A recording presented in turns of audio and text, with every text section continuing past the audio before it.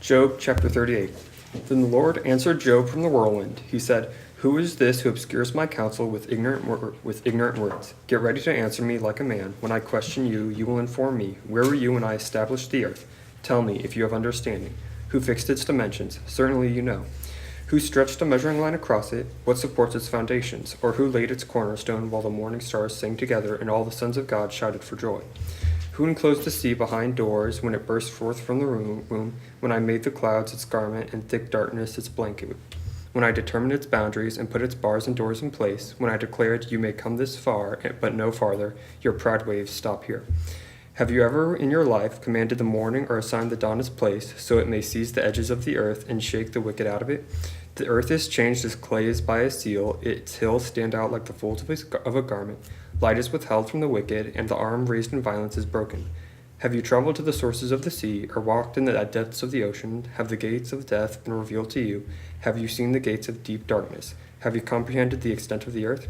Tell me if you know all this. Where is the road to the home of light? Do you know where darkness lives, so you can lead it back to its border? Are you familiar with the paths to its home? Don't you know? You were already born. You have lived so long.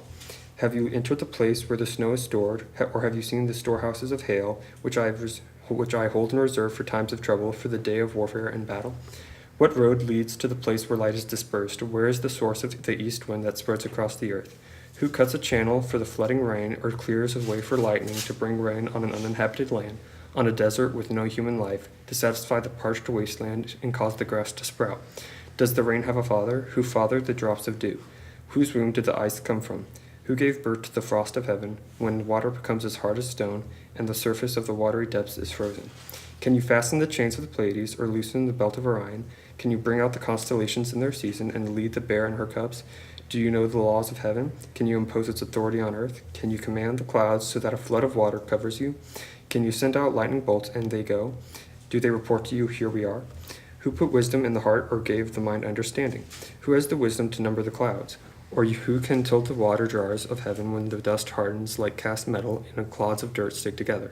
Can you hunt prey for a lioness, or satisfy the appetite of young lions when they crouch in their dens and lie in wait within their lairs? Who provides the raven's food when its young cry out to God and wander about for lack of food? Moving on to chapter 40.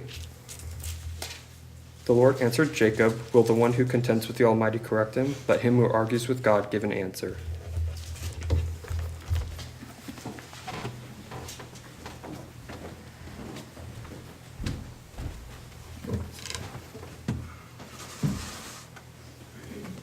Thank you, Matthew.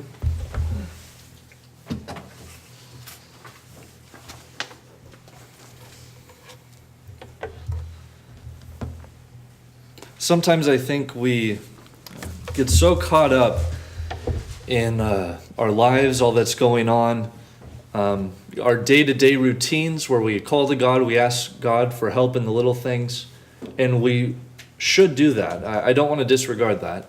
In fact, God asks us to do those kinds of things. But when we're caught up in all those things, I think sometimes we forget that God also knows every molecule in the entire universe all at once.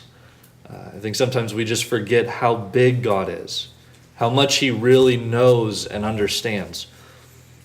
This morning is going to be the first in a series of lessons where we're going to look at one of our themes, which is roles and responsibilities. And we have various roles, we have various responsibilities, depending on our relationships, whether they're to our spouses, to our children, to God even. And we don't always do the same thing in these relationships. For example, I have a relationship with God, and therefore I worship God, but I have a relationship with other people, and I don't worship anyone else. In fact, that would be inappropriate for me to do that. And so our relationships are unique, and they have different roles, responsibilities that we have. And over the next few weeks, we're going to look at some of those things, what it means to be married, what it means to have children, the roles and responsibilities of children to parents, the roles and responsibilities of those who are older to those who are younger, and vice versa, or male and female, and so on. And before we get into that, this morning's sermon is really to prepare us for that. To prepare us for a discussion about our unique roles, responsibilities based on situations, circumstances, and choices we have in life. And the reason I'm doing this, the reason we're starting in Job, is because when we have a discussion about roles and responsibilities, one of our first responses is usually, I don't have to do that, or I'll get to it later. And the reason I say that, and the reason I know that, is because I do that. Because that's one of our natural responses. I'll get to that later, when I have more time, when things are less chaotic in my life. I'll learn how to do that later. And we, I think, have maybe some good intentions. And we imagine a future where we are better husbands, better wives, better children, better parents. But we have to be very careful not to say, I'll get to that later, or worse yet, to say, I don't need to do that. Because that is, in effect, talking back to God. The author of Hebrews warns us not to set aside the words of God. In fact, he says that the person who set aside the law of Moses was put to death on the testimony of 2 or 3 witnesses. How much more should someone who sets aside the law of Christ, who profanes the blood of the covenant, who tramples Christ underfoot? So when we tell God no, and we say, I don't have to enter into those roles or responsibilities, we are in effect, we are talking back to God. We are setting aside the law of Christ, which comes with a lot of warnings in and of itself. And so we just have to be careful. And so before that, I thought we would look at a passage of someone who did talk back to God and what God had to say to them. Now, I want to be clear that when you get to the end of Job, in fact, you can turn there for yourself, in chapter 42, God declares Job right.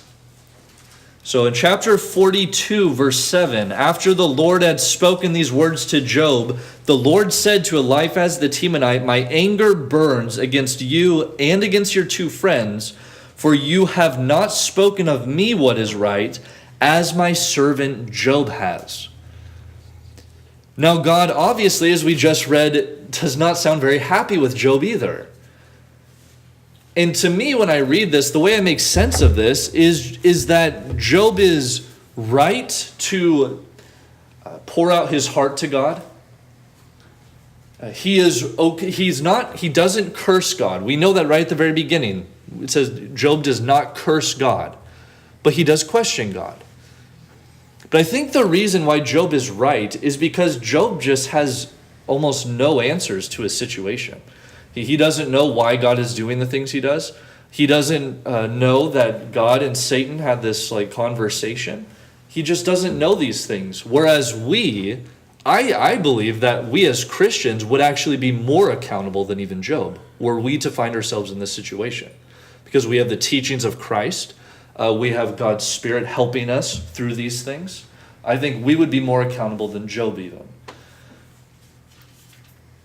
So I don't want to disregard the context. I want to point out that God declares Job right. However, God still corrects Job and still has a lot to say. Because sometimes when we hear about things like a husband needs to lead his family, we say, I don't need to do that. I'll get to that later. Or if we read that a husband needs to lead his family in love and gentleness, we say, well, I can leave my family with discipline and strictness, but I'll get to that love and gentleness stuff later. That's really talking back to God. Or if a wife says, I don't need to submit to my husband, that's talking back to God. If a child says, I don't need to obey my parents, I don't need to honor them, I'll get to that later. That's talking back to God. So if you have not already, open your Bibles to Job chapter 38, and we're going to see what God has to say. Not just to someone who talks back to him, but really why his answer, God's answer, is so relevant even to us today. Now, really, we're going to broadly cover God's response in Job 38 through 41, but we're not going to read it all. That's why I had Matthew read 38, and then to top it all off with chapter 40, verses 1 and 2, where God says to Job, "Shall a fault finder contend with the Almighty? He who argues with God, let him answer." So if we're going to argue with God, if we're going to talk back to God, God expects us to answer for these things. Now, in God's response, it's very important to point out the general direction of his argument. I hope you notice, or maybe you have in the past, that God's entire argument revolves around creation. Totally. God completely is referencing creation. So you have the beginning of creation in chapter 38, verses 4 through 7. "Where were you when I laid the foundation of the earth? Tell me if you have understanding. Who determined its measurement? Surely you know. Or who stretched the line upon it? On what were its bases sunk? Or who laid its cornerstone when the morning stars sang together and all the sons of God shouted for joy?" He references the creation of the world. He starts talking about the sea in verses 8 through 11. Who shut the sea with the doors when it burst out from the womb? Then he starts talking about darkness and light, verses 19 through 20. Where is the way to the dwelling of light? And where is the place of darkness, that you may take it to its territory, and that you may discern the paths to its home? He starts talking about weather and the stars. And then he starts talking about all different kinds of animals. In chapter 38, verse 39, "Can you hunt the prey for the lion, or satisfies the appetite of the young lions?" Verse 39:1, you have the mountain goats. You have the wild oxen, chapter 39, verse 9. The ostrich, chapter 39, verse 13. The horse, chapter 39, verse 19. We have the hawks in chapter 39, verse 26. It's all about creation. And then chapters 40 through 41, you start getting into two specific creations, Behemoth and Leviathan. And that's God's response. It's a very unique response. Isn't it odd that God doesn't start referencing heavenly things? I mean, the closest he probably comes is chapter 38, verse 7, where he says, "When the morning stars sang together and all the sons of God shouted for joy." Probably a reference to angels witnessing creation. But even then, it is only a reference to heavenly things because of creation. He doesn't talk about love. He doesn't talk about justice. In fact, and that's what Job is concerned with. Job is concerned with justice. It is all about creation. But there's an interesting passage here. If you look in chapter 40, starting in verse 10,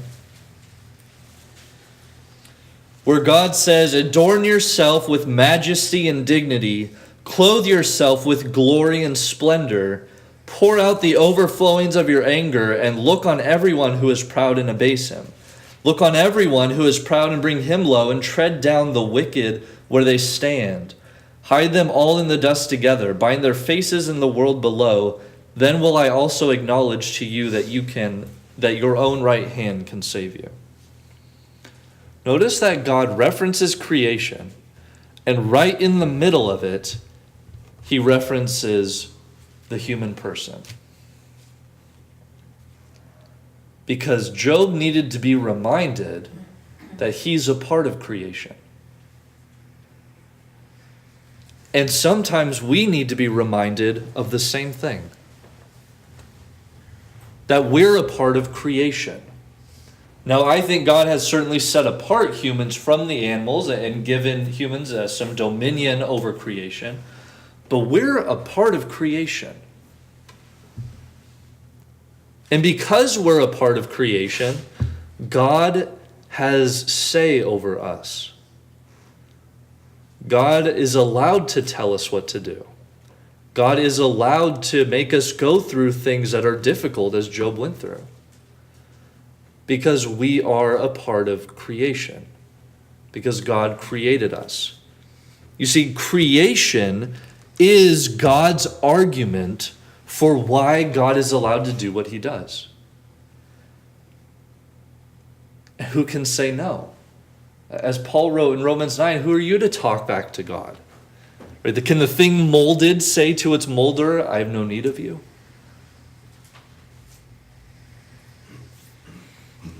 Creation is God's argument for why Job is not allowed to talk back to him. And the same thing can be said to us. When we have our various roles and responsibilities to take care of, to take on, who are we to talk back to God? God created us. See, creation is evidence of God's superiority, if you want to put it in that way, over us for a couple reasons. One is, it's something I've mentioned many times before, that a person owns the thing they create. We believe that. We have patent laws and copyright laws. Someone, if an artist makes something, they own what they make. God owns us in that sense. We belong to him because he made us. But creation is also God's evidence of his superiority over us because it demonstrates God's awesome power.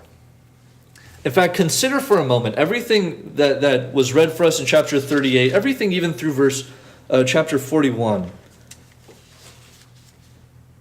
God in chapter 38 verse 12 says, have you commanded the morning since your days began and caused the dawn to know its place? Or in chapter 38 verse 25, God says, who has cleft a channel for the torrents of rain and a way for the thunderbolt? Right? He's talking about weather, about the days and the nights. And then he starts talking in chapter 39 verse 1, do you know when the mountain goats give birth? Chapter 39 and verse 9, is the wild ox willing to serve you? Consider that this is not just something God has done, but this is something God is doing while he's talking to Job. This is not just something God has done in the past, although with the creation and things like that, it certainly is.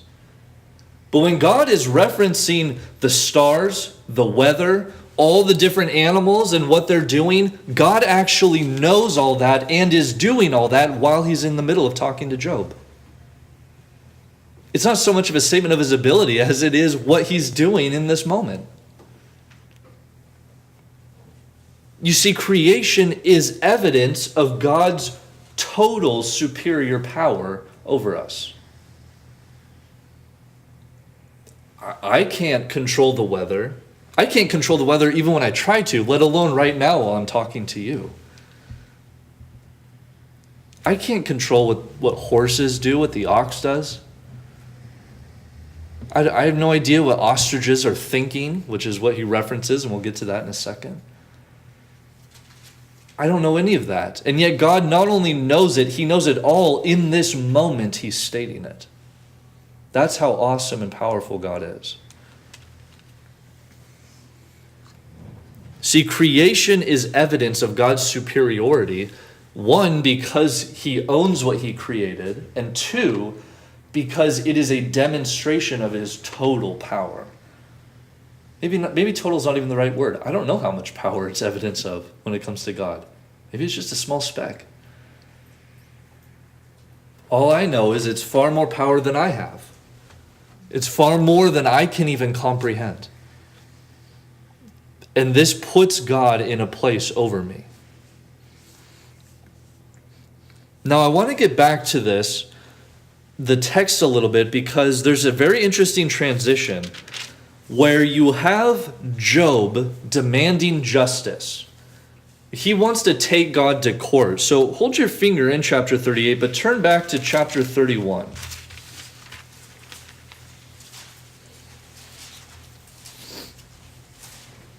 Chapter 31, starting in verse 35. This is right at the end of Job's argument.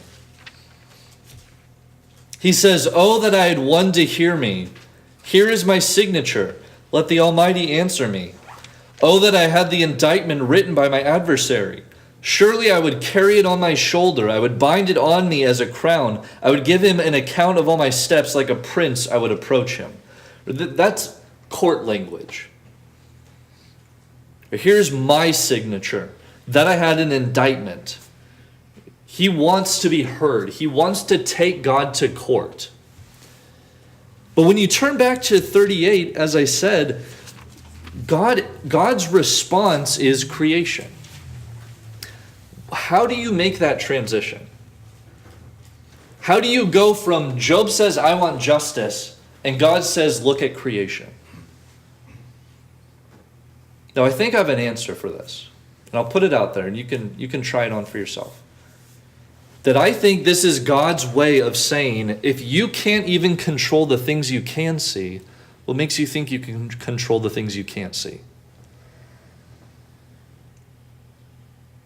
Because you can't see justice. You can't open a box of justice and just have some. It's an unseen property, but yet it has real effects in our world. I think in that sense, we would be safe to say it's a spiritual property because it's not physical. Whereas a mountain goat, you can see all of a mountain goat. I can open a box and have a mountain goat if it survives the trip. But when I look at a mountain goat, I don't understand. I can see all of it at once, and I don't understand all of it. I don't understand all its biology. I don't understand what it's thinking. There is so much about a mountain goat that I don't understand, and I can see it, let alone about justice when I cannot see it. And I think that's maybe what God is getting at a little bit. I could be wrong about that, and I'm fine being wrong about that. But Job is demanding justice, and God responds with creation. Because if you can't understand creation, how can you understand spiritual things that affect this world? In fact, God points him to, if you look in chapter 39, verse 26, he says, "Is it by your understanding that the hawk soars and spreads his wings toward the south? Is it at your command that the eagle mounts up and makes his nest on high?"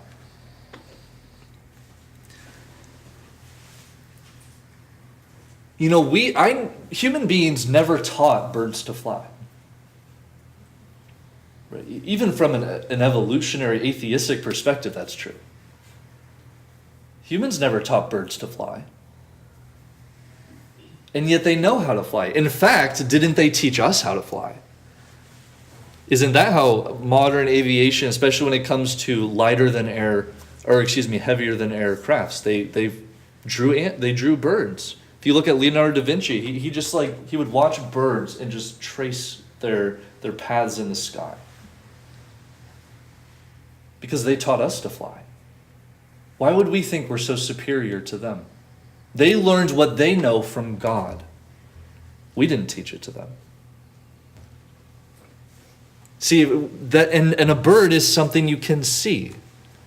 If you can't understand that, how can you understand something you cannot see?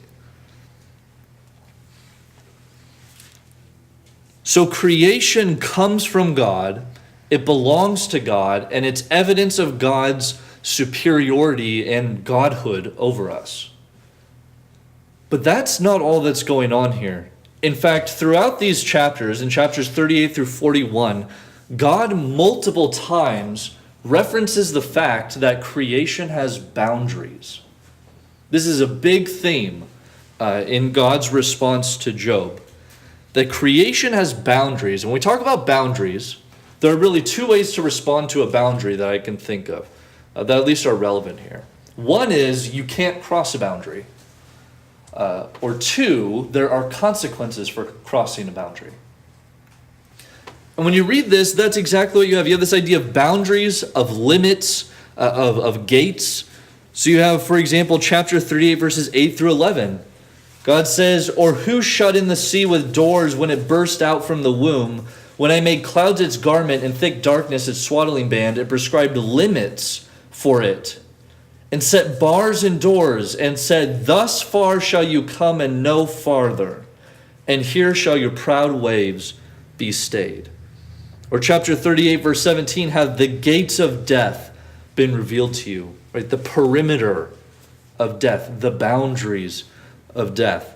Or chapter 38, verses 19 and 20, where is the way to the dwelling of light? And where is the place of darkness, that you may take it to its territory, and that you may discern the paths to its home? Or in chapter 39, you have, as I said before, the ostrich. Chapter 39, verse 13, the wings of the ostrich wave proudly, but are they the pinions and plumage of love?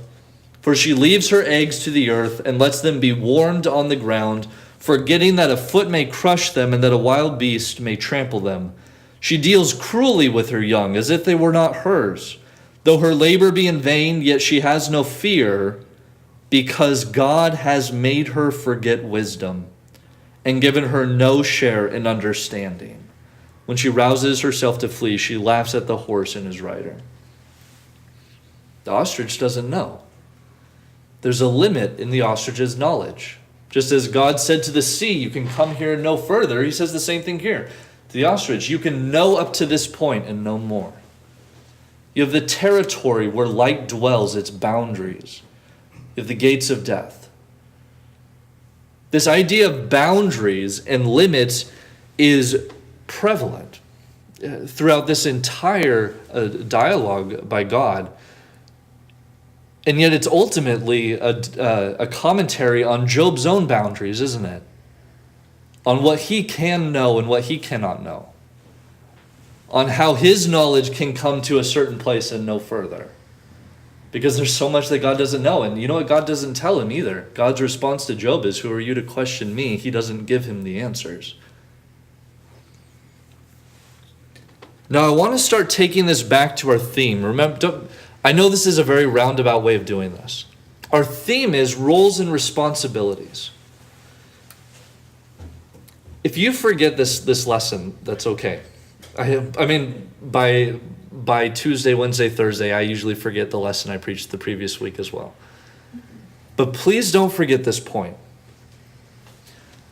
That creation contains both the thing created and its boundaries. I'm going to say that again. Creation contains both the thing that is created and its boundaries. So God doesn't just make water. He says to the water, you can come here and no further.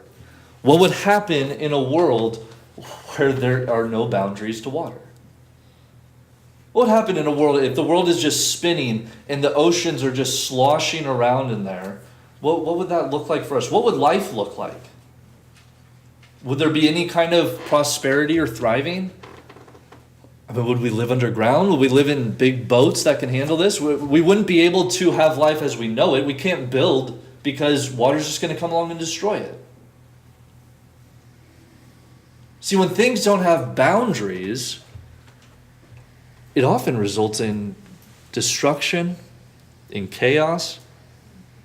In fact, it results in less freedom than if the boundaries were there in the first place.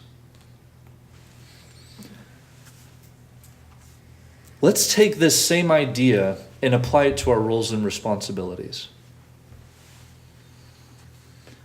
I'm married, and I'm a husband. And because I'm a husband, I have roles and responsibilities, and I have boundaries. What would happen to my marriage if I said there are no boundaries here? I can do whatever I want. I can treat my wife however I want. I can sleep with whoever I want. I would have a marriage that results in chaos, in destruction, a marriage that does not thrive or grow or prosper in any sense whatsoever. You see, boundaries are a part of creation. And marriage was created by God, wasn't it? And it was created with boundaries. And when we take on these roles and responsibilities, we are agreeing to, or maybe not always agreeing to, but we take on various boundaries that then point us in a kind of direction. I'm to lead my family. I have that responsibility. But I also have the responsibility to lead it with gentleness and with love. And that is just as much a responsibility as leading it. I'm sure many of you have seen this. I can name for you people who did not lead their families in gentleness and love, and it tore their families apart and tore the church apart. Because they didn't respect boundaries. As I said, there are really two ways you can respond to boundaries. You either cannot cross them or there are repercussions for crossing them. And I want us to understand this, start taking everything we've looked at and really start filtering it down to this idea of roles and responsibilities. God created us. We didn't create ourselves. He has a right over our lives. And he has the right to tell me what it means to be a husband. He has the right to tell me what it means to have a relationship to a mother and a father. He has that right. He has the right to tell me what it means to have a relationship with him, to have a relationship with the church, to be my age within the church, how I relate to people older than me, people younger than me. Every one of those relationships and scenarios and circumstances comes with boundaries. But they also come with freedoms too. Because a discussion about boundaries is ultimately a discussion about freedoms. You really can't have one without the other. The sea has boundaries, but because of the boundaries, there is prosperity and there's flourishing, and we have the freedom to worship God without worrying when the next wave's going to crash over us. A discussion about boundaries is a discussion about freedom. It's a discussion about thriving, about how the human person flourishes in their circumstances. And we need to ask ourselves, do we trust God's ways? When God tells me to honor my parents, do I really trust that? Or do I view that as a boundary that just restricts me rather than gives me even greater freedom to have a greater relationship with my parents? The same things can be said of marriage, of parenthood, of all the different things we're going to look at. That a discussion about boundaries is ultimately a discussion about freedom. But this is all contained within what we've looked at in Job, which is creation. God made parenthood. It's a part of creation. God gave people the ability to reproduce, to procreate. But God also set the boundaries for what happens in a marriage in that situation. What happens in the relationship between the parents and children in that situation. It's all contained within creation because creation includes both the thing created and the boundaries. And if we ignore the boundaries or set them aside, isn't that exactly what we just read this morning that Eve did and Adam did? They were given creation, and yet they set aside the boundary.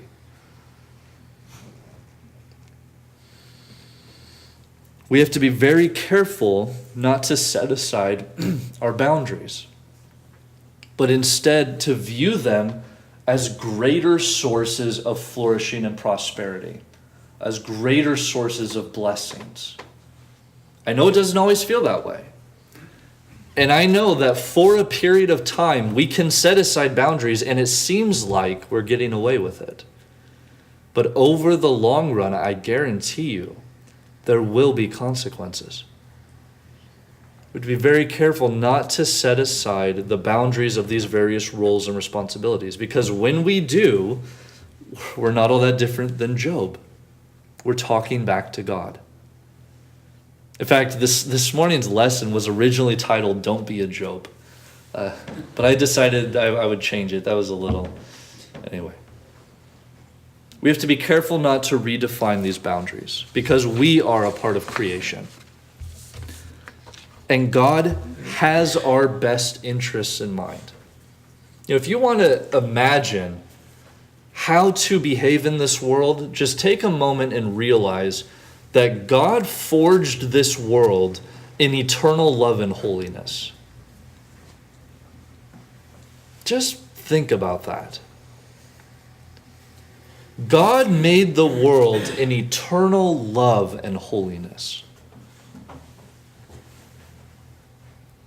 And when you start to think about that, that makes you view plants differently. It makes you view wildlife differently. Makes you a little more comfortable to be around them, but also maybe a little more respectful of how we interact with these things. God created the world in eternal love and holiness, and we are a part of creation.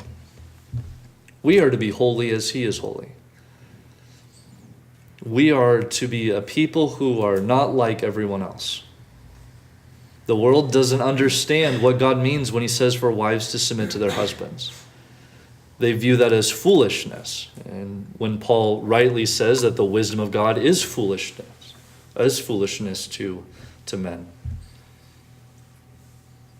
They view children honoring their parents as foolishness. It's okay for a child to disrespect their parents and to cry and scream at them. Much of God's wisdom the world views as foolishness. But that's because the world is foolish. God created us within creation, and we also have boundaries. And that's what we're going to look at the next couple of weeks. These roles that we have, the responsibilities we have, and I don't want us to view them as restriction boundaries, but as boundaries that help us flourish. Boundaries that help us grow. And I really want to caution all of us, myself included in this, not to read a passage and to say, I'll get to that later. Or this doesn't apply to me. Because when we do that, we're setting aside the Word of God. Now, if you're here this morning and you need prayers, we would love to pray for you. We're very happy to pray. That is one of the works of the church, is to pray for people. We take that very seriously. If you're here and you have questions or would like to study, please talk to me or one of the other men. We'd be very happy to help you, to teach you. If you would like to be baptized, if you have something to confess, if there's anything at all that we can do for you, please make your need known now as we stand and sing the invitation song.